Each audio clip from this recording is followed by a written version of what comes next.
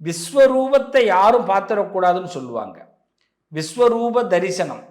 ஒரு சில கோபம் வந்ததுன்னா கூட அது ஒரு எல்லைக்கு போய் நிப்பாட்டினா தான் கடகத்துக்கு பிடிக்கும். இந்த வாரத்தை பொறுத்தவரை சில பேர் நம்மளை ரொம்ப கோபப்படுத்துவதற்கு தயாராகுவாங்க.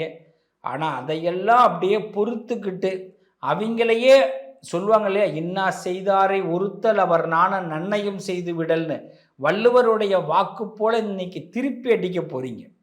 கடகத்திற்கு இது திருப்பி அடிக்கக்கூடிய வாரம். ஜனவரி 11 வரைக்கும் பார்த்தீங்கன்னா எப்பேற்பட்ட போர்க்களத்தையும் ஜெயிக்க போறீங்க.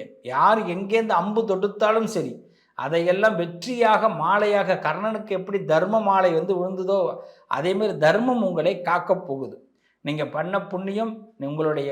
நீங்களே யோசிப்பீங்க, என்னப்பா இந்த வாரம் எனக்கு கோவமே வரல, ஆனால் ரொம்ப ரொம்ப கோவப்படுத்தினாங்க, நான் கோவப்படாமே இருக்கிறேனே பரவாயில்லையே அப்படின்னு கடகம் தன்னுடைய காலரை தூக்கி விட்டுக்கக்கூடிய ஒரு வாரம். ஜனவரி 11 வரை கடகத்தில் ஒரு புது மகிழ்ச்சி ஏற்படும். நல்ல விருந்து சாப்பிடக்கூடிய வாய்ப்பு ஏற்படும். திடீர் பயணங்கள் மேற்கொள்ள வாய்ப்பு ஏற்படும்.